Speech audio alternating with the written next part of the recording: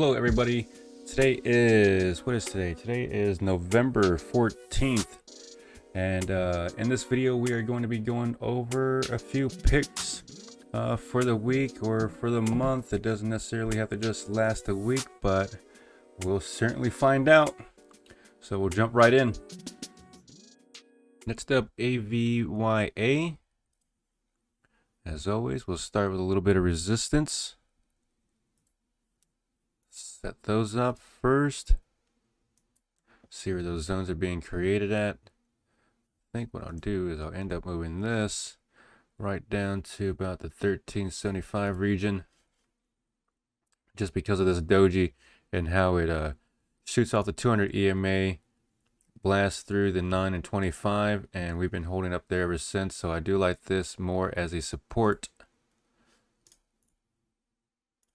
Throw resistance right here, about 1650, which coincides with this bounce here, so that we'll say that that's a confirmed support for now. That's resistance is right here, 19.27. This candle on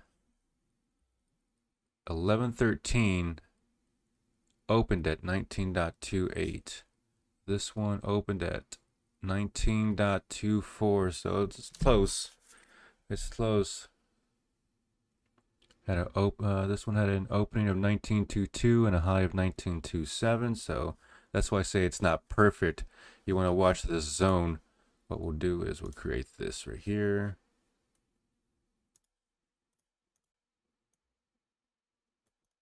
Boom.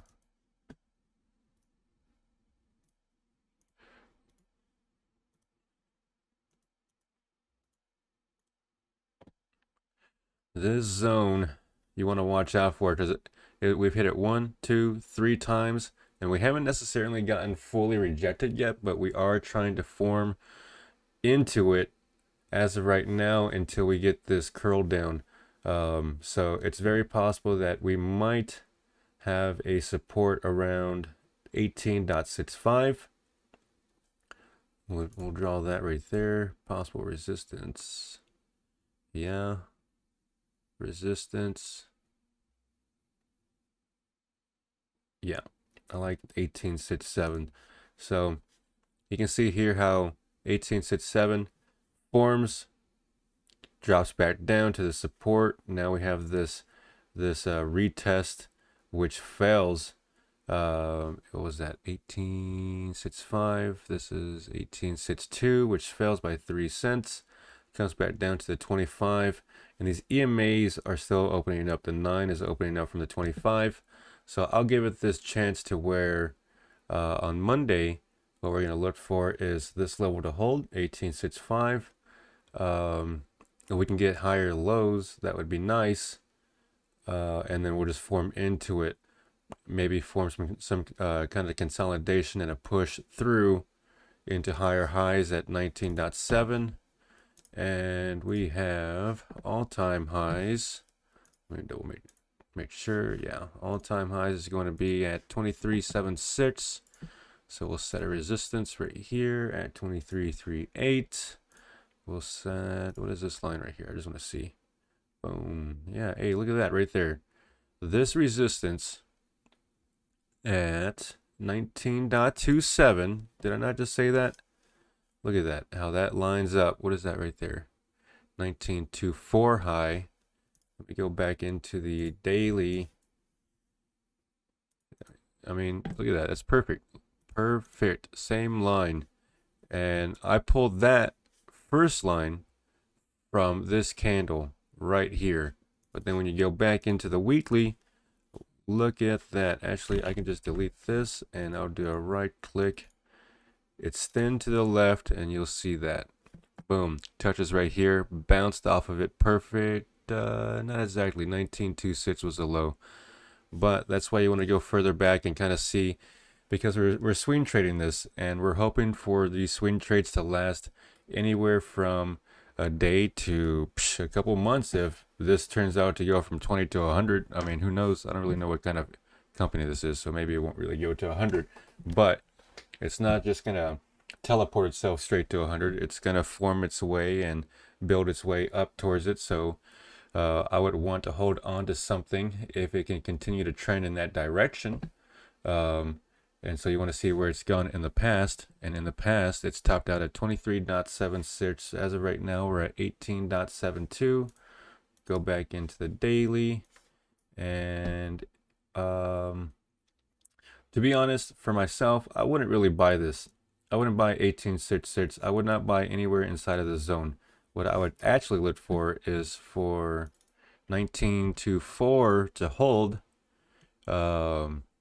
And then bounce through. So what I would probably want to buy is a candle where the opening is roughly around 1950. I want to see it drop down to 1926, retest that as a support. It'll create a wick on the daily.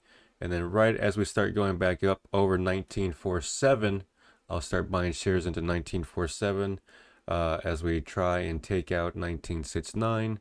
So 1947 to 1969 is not bad. That's only 1%. And then we can take that up to 22% at around 23.38. $23. We'll say 20. I like to try and sell ahead of wherever that level is, just because you never know when it's going to fail like these other times down here. So I'd say anywhere between 22 to 23%. Maybe start taking profit, small profit between those levels, and you should be good. Let's see this rally here. This rally here went 43% in 14 days, or in 11 trading days. So it wouldn't be impossible for it to make a 25% push from where it's at right now. We'll go ahead and add that one to the list. I do like that. It looks nice. And we will move on. Okay, so Coop. I wonder when we first found Coop. It had to have been around October. So bounce down, push through into this resistance that it initially got rejected at. We're right back there. So I think, let's see here, according to FinViz, let's double check. Yo, Coop-a-doop, 28.42. And October 20th was $30. And November 6th, we actually got an upgrade for an outperform. That was on the 6th. So that was right up into this push that made highs. All-time high is going to be at 44.88. Let's just extend these out to the left. Look at how that touches there on the weekly. Nope, sorry, that's the monthly. Yeah, that's how far you have to go back sometimes. And those levels still hit. I have this on a 20-year, 1 month that I created. If you go into the customized list of Thinkorswim, I'm sure you could do that on any platform. Just create yourself a time frame. But I like to do a 20-year, 1 month. Every candle equals a month. Just so that way I can go far enough back and see where that all-time high is, because that's what I really want to look for. Are we going to be pushing all-time high? Because if we are, that's going to be nice to where you might get something like this where you just don't know how far it's going to push. But sometimes when you have these stocks that have just dropped down so far, that's a little bit of a cause for concern. But that doesn't mean that you have to skip out on the profits if it may continue to rally again. You just have to be careful of the levels. Be careful of those levels. Look at this right here. I'm going to extend that out. Boom. $30 roughly. What is that? Yep, 30 even, actually. What did I say? That was the price target. $30 on October 20th. 28.42 was the average. So I guess that moved up. This was probably the average from 26.28. Now the average is about 28. So it's going in the right direction. Let's go back into the weekly. There's nothing there. See, now we're just going to be pushing into this 30. That 30 is going to be coming from this support that we tested several times before it actually broke down. And this was back in 2016, January 1st. That's going to be June. So what is, that's 22%. It's possible. 22% is definitely possible. So I'm going to keep that on the watch list. What I would look for is a retest of 2457. Retest of 2457. Maybe try and buy that with a couple shares. If things start to push through, that'll be nice, and just continue to swing trade that, build a position up. I'd probably build a position up from 2457 up to up to this high, 2559. You say, why so high? It's 4%. Why so high? Well, that's only 4% out of 22, and that's still 18% total profit. If I can build that safely, have like a nice $6,000 position in there. I am not the best at math, so let's say, what is 6,000 times? That's $1,000 gain right there. If I can work in 6,000 between 2458 to 2559, and we actually hit roughly $30, and I would definitely like that. Get me to my $25,000 goal, which as of right now I am at $12,250 for the month. This last week I actually dropped quite a bit. I dropped $500 at the beginning of the week. Actually throughout the 4 days, Monday through Thursday, and then right on Thursday and Friday I started making it all back. No, actually Monday, Tuesday, Wednesday I lost quite a bit, and Thursday I made 500, and Friday I made another 500. So I made my losses back, plus a gain for the week. Ended the week out green with a little bit of a, I think it was like 3 or 4% total, which is not great compared to the first week, but not every week is going to be great. Not every week is going to be amazing. But we will continue to move on. See when. Let's try this right here. A little resistance, 30.72-ish. I'd rather see that build into 31. Clearway Energy. Let's see what.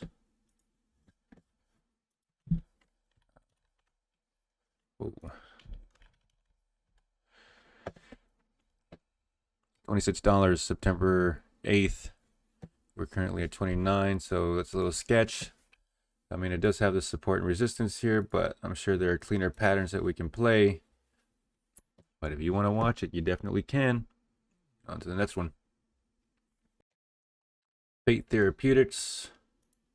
Set up the new support there. New resistance here, 49.24. Let's see. 53.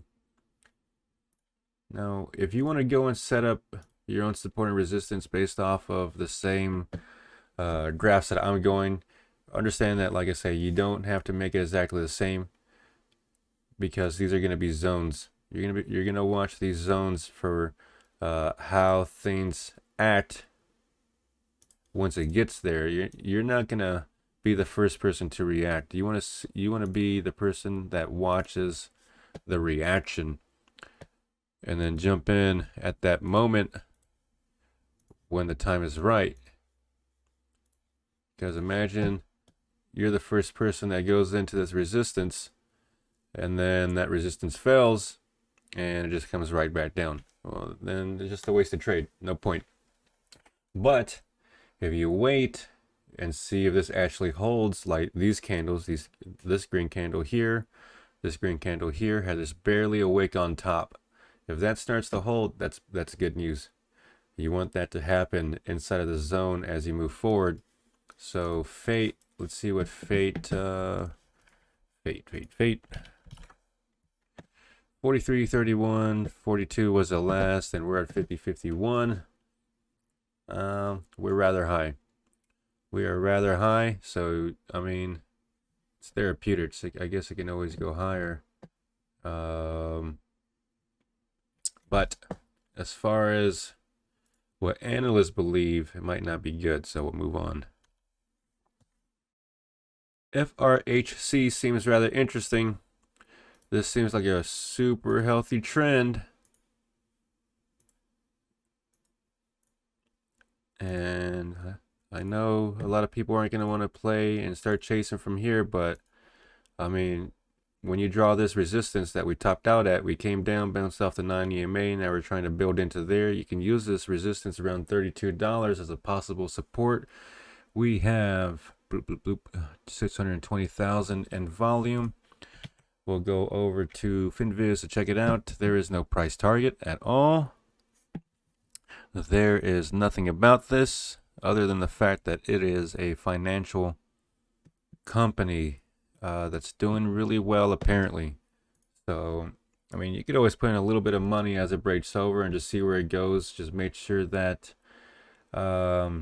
you manage it. This is going to be one of those active managed ones that you just watch every day to make sure that levels are going to hold and you're making higher lows every day, higher highs as well. And then once that starts to stop, just pull your shares out, wait for that retest of the 9 EMA, make sure that it holds, and then you can start to build a new position in there off the 9 EMA, just like this curl. Or you can just wait for the next one to happen. Because if this is a healthy stock, what you can do is just wait for that retest of the 9 EMA and just buy close to there. But make sure that it holds. Don't buy it right as it hits. When you go into that, this is a 4 hour. What am I doing in the 4 hour? Daily looks even better. Daily looks even better. Everything still applies though. Hit that 9 EMA, buy close to there, as close as possible, but make sure that it holds. If you're making higher lows and you start to see that and it starts to pick back up, you can kind of buy into that. Now, since this candle already happened, we're going to look for that for the next candle, is see if there's a drop, maybe pre-market, which creates this wick that could get picked back up. And as $32 starts to hold, start building a position into 32. Once 32.50 breaks, you can throw some more in there depending on the volume. What is this volume? 764,000. And what was the average?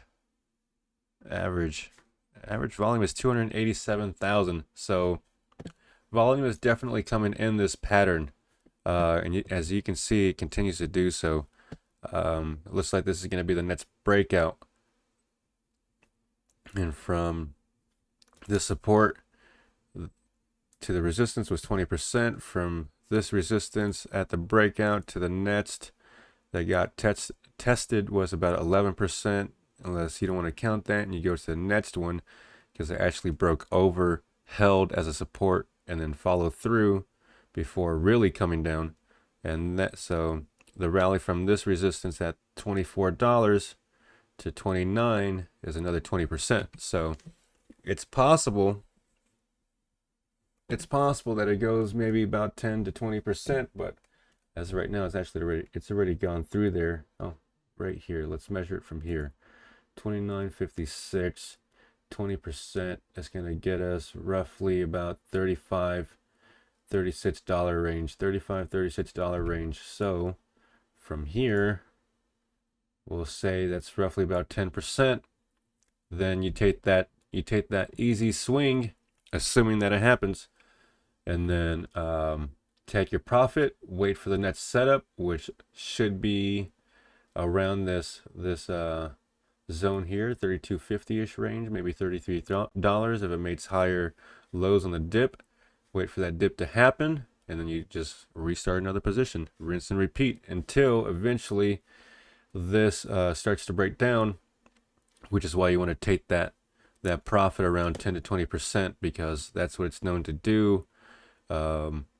And then come back down and retest the support. But once it retests that support doesn't actually have to hold. like it has. It can break down at any point, so you just want to be careful of that. Use these breakout points as a stop loss, so that way, just in case it continues to break down, you are safe and you are no longer holding. Do yourself that favor. Do yourself that favor. I'll go and throw it on there. FRHC. All right. IMGN. Could have sworn. Not sure if I actually had a video up for IMGN. I know I played it. Let's add some support and resistance lines to here. And I like this point there. That's where we closed out. And then I got rejected the next day. Never actually hit it. Came down quite supremely. I never use that word either. I've never used supremely. So you know that dropped quite a bit. Quite a bit. Let's just throw some lines, because it does move rather nicely. And if you can catch it and it continues to move nicely while you're in it, it'd be good. So what I like to see out of this is this doji here hold on the 12th. Maybe 580 hold as a support. We made higher lows, and maybe we can get this curl going on where we go over the 9 EMA. Maybe by that break, 9 EMA, start building into there with small test shares, just to make sure we're moving in the right direction and we're not gonna just drop down. Small test shares, work your way in over the course of a couple days. And then if we can break over 626, we might be able to go for 68, which is 15%. IMGN. IMGN has a price target of $8.11. They have, back in October, an upgrade for 2 buy upgrades for $14 and $11. $14 and $11. We are at $5.87 right now. That looks rather good. That looks rather good.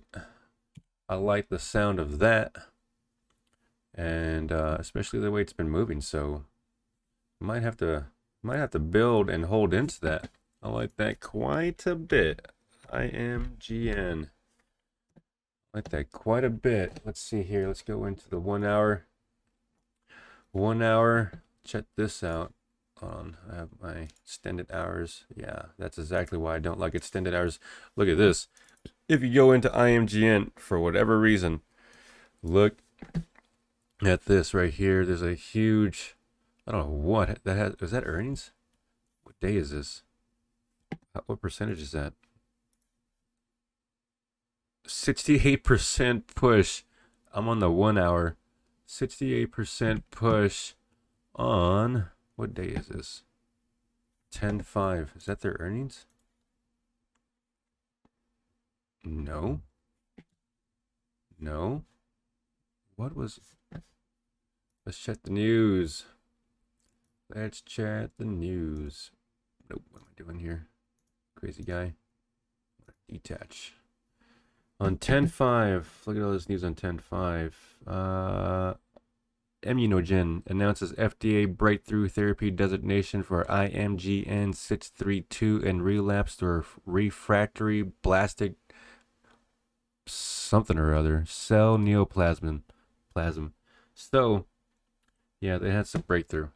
And me not really caring about news, all I care is about the pattern. That's what your news was for. That was actually rather crazy. That's nuts. I like it a lot. That's the type of pop, that's the type of catalyst you want. And if you were awake at that time and were able to scoop it up, that'd be a nice profit and restart your position over. That's for sure. That is for sure. But that's not where we're at. What we're paying attention to was, my point originally is, if you go into IMGN, be careful of these drops. They're fake outs during pre-market. And I have a feeling what these people are trying to do, it's the market makers, these people with large money. They are trying to build a position and just scare people out. This was 2,000 shares, which is nothing. That's little volume. This one right here, 300 shares. See? So don't let them scare you out of a position if you buy it correctly and at a support. What I like out of this right here,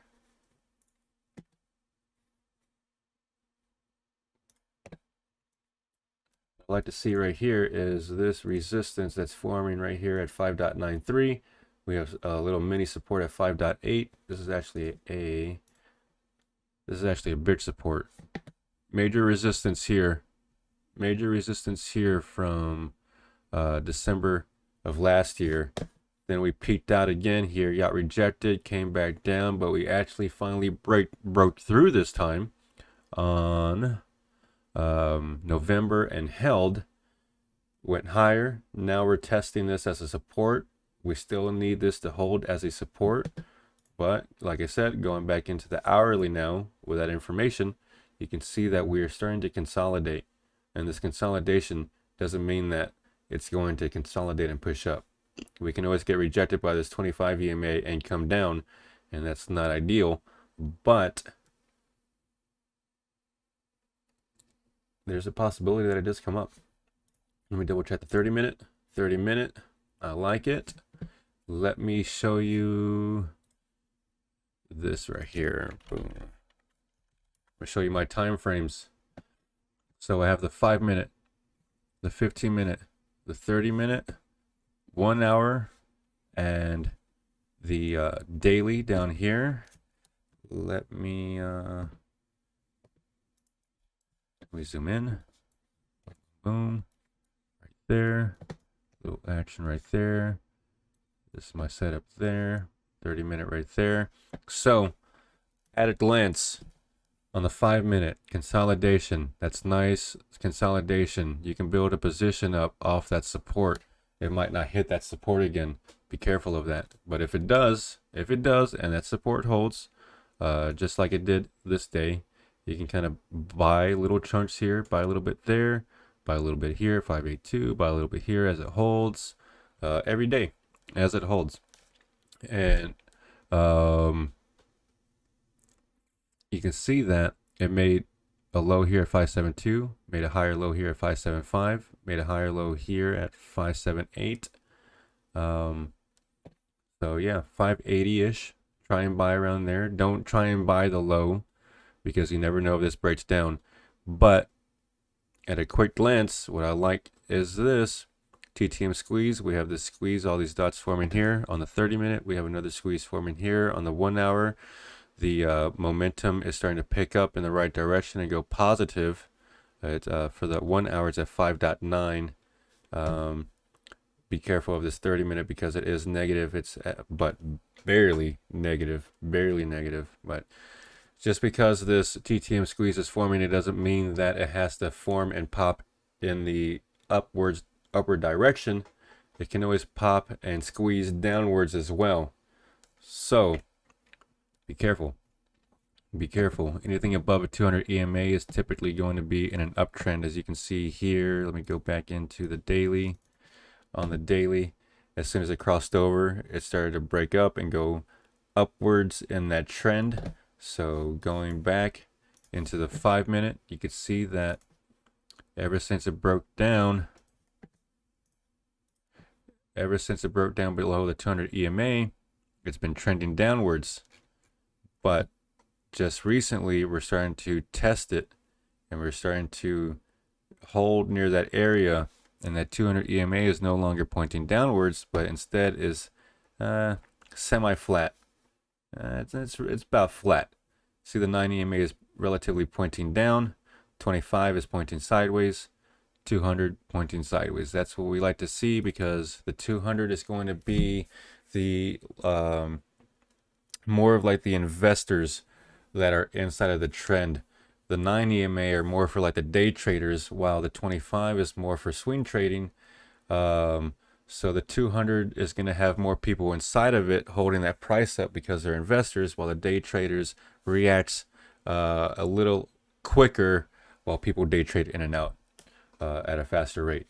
So we want the price to be on over the 200 EMA on all time frames when we are buying long, because then we have the added assurance that we are more than likely going to be going up. Although that doesn't ever have to always be the case, as you can see here that we obviously broke below the 200 EMA on the daily a couple times, and so nothing ever has to hold forever. But while things are holding certain levels at certain important levels, that could be good. So I really like this quite a bit. IMGN could be the next Aviat sell in the hopes that it actually goes up and actually makes 100%. Aviat sell got short attacked, so that was unfortunate, but what can you do? That's the name of the game. IMGN could be the one, and I like it quite a bit. But we would continue to press on just in case. Just in case. I think that's going to be the number one, though. So, on to the next. INFO. Let's set up some lines. I kind of like this movement. I'm not going to set it up there. Control Z that one. For those who have Windows, I guess, what is it? Option or whatever, Z. Or something for Mac. I'm not even going to try it. I don't know anything about Mac. Not one bit. Nothing against them. Support around 75. We have this resistance around 84. I'm going to extend that out to the left. As you can see, we broke over this prior resistance back in February. That was at 81. And now we are pushing over. The only thing I like about this, it's a little sketch because it went so high, but I'm going to set that right there. The only thing I like about that so far is that we closed at $90.13, and the next day we kind of bounced there. What did we close at? $90.20. Next day we had a low of $90.16 before pushing up, so it's possible that it holds as a support. This day here on November 10th is going to be a low of $90.06, so that's that range. That's that possible range right inside of there. Could hold as a support. We flag and push forward. On the weekly and the monthly, this is as high as we have been. What kind of stock is this? INFO. Looks like they still have room to grow. $87.88 is the average price target on FinViz. June 19th and the 24th and the 24th was an upgrade for $70, $89, and $85, and we are well above it. But that does not mean that it has to stop here at all. At all. I really like this consolidation that it had, especially at this height, because this consolidation that lasted from, what is that, August to the beginning of November. That's good consolidation that could push through further. Last rally was about 11%. This rally here was around 18%. So we're not going to have that consolidation to really push us even further, but you never know. If you can build around this potential support around $90, you might be able to write that into 100. So that's 10% there, and if it goes higher, even better.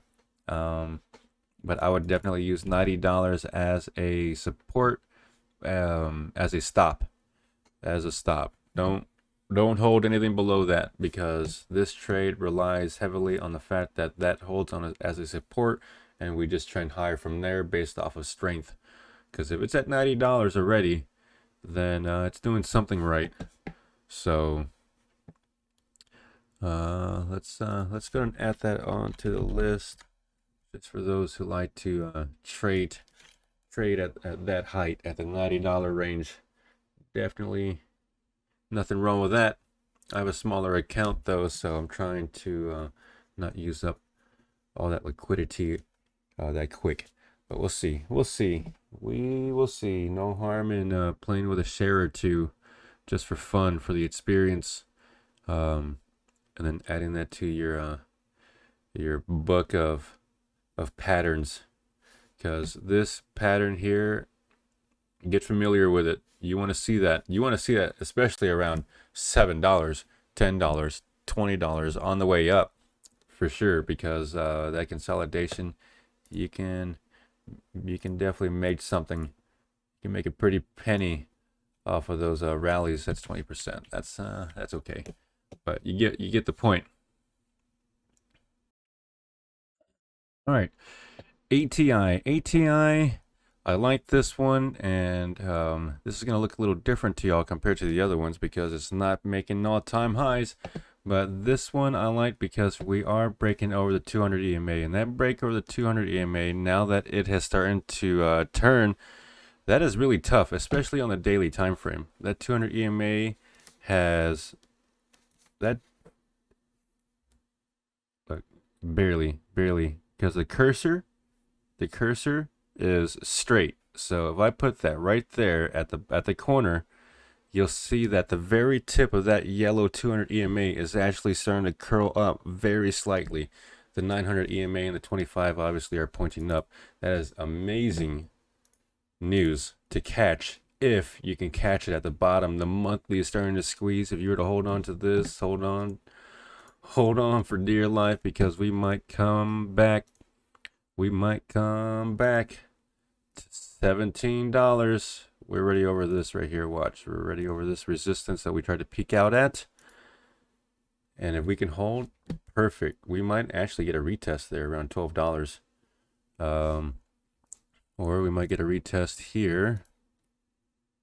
Boop, boop, boop. Oh, see, so it's gotten rejected so far. I would use, yeah, it's not gonna, I don't think it's gonna come back down to $12, 12, 13. What I think is gonna come, what I think is gonna happen is that it's going to open slightly higher, and then it's gonna come down to create this wick that tests this 1260. It's going to hold. Maybe it starts to push further. I could be entirely wrong, but that is a theory. And from there, I would just probably build a position up. What is that? 35% just to there. Back in February, back in December, $24. December, February was $20. So we were to hit $20 again, that'd be a 59% increase from where we're at today. Let's do this right here. We'll set that resistance there, and we'll set another one here just in case in the future. You never know. I don't like that one. Set it right there. Boom. Just in case, you never know. We're already coming out of the squeeze on the daily. Let's go down to the hourly. You can see that these EMAs are starting to open up, or have opened up, which is exactly what we want. When those EMAs open up, that's good news for us. Now let me just throw on extended hours. So yeah, those EMAs already opened up. We'd be buying a little high unless this holds as a support, as I said earlier. Maybe even around 12.34 is potential as well. 12.34. That would be an hourly resistance. That could potentially get retested. And if that's the case, that's good news. We retest 12.36 around that area, maybe 12.40. Bounce off the 9 EMA. 1240 puts us where? 1240. Oh, right around this area. What did I say? By 1240? Look at that. Yep. That would just put us around that support. So around that 9 EMA, that could be it. That could be it. Buy that with a stop loss underneath, or just in case, because you never know, it might actually bounce off of this. As it has, it's coming down and crossed and picked back up. So you just have to be careful. That's why I like to start with small shares. Once it hits the 9 EMA, buy 10 shares maybe, that's 120 bucks. If it comes down, bounces off the 25, maybe buy 20 shares there at $12 ish. That would be what, 240 on top of the 120, that's 360. And then you just start building up, building up as we cross back over the 9 EMA. That's good. Even get better news. So maybe from there, instead of 30 shares, throw on well, maybe 70, just to bring us to about $1,200 total. And that would be the start of the position. That's just a start, because if you have $1,200 there that you're starting to build into, that's good news. That's a good start. But like I said, that 35 to 56 to 88, you never know. And the reason why I bring ATI up is Finviz says the average price target is $10. So you're like, why am I bringing this up? What? August 13th, their average or their price went from outperform to market perform, and that was for $11. But there's this article, why shares of Boeing suppliers climbed today, and the Motley Fool states that good news for Boeing. Let me see. Investors are getting excited about the potential relaunch of Boeing's 737 MAX, which is expected to be recertified in the coming weeks, if not sooner. That's good news for Boeing, but also really good news for their suppliers that count on the MAX for revenue. Shares of PH finished up 9.6%. Spirit Aerosystems, SPR, was up 8.7%. And ATI, which is the one we're just looking at, was up 7.7%. So PH and SPR, let's go check those out as well. PH, yep, they definitely popped, but PH going into the weekly, going into the monthly, it's already at its all-time high. So it doesn't look as clean as a pattern as the other one to where it was coming up. Let me just set up these lines on here. That's not really going to be a support, but you never know. It might just push further off of it, so we'll see. I don't like PH either way, though, just because of that. SPR is good, and you can see the difference between SPR and ATI. How it popped up and held over the 200 EMA, which is really good. SPR, the article states, actually gets a better exposure. Let's see here. Cowen analyst Kai Von, we'll just say his last name is Rumor, early in the week upgraded Spirit to an outperform, calling it the best way to invest in the 737 MAX return.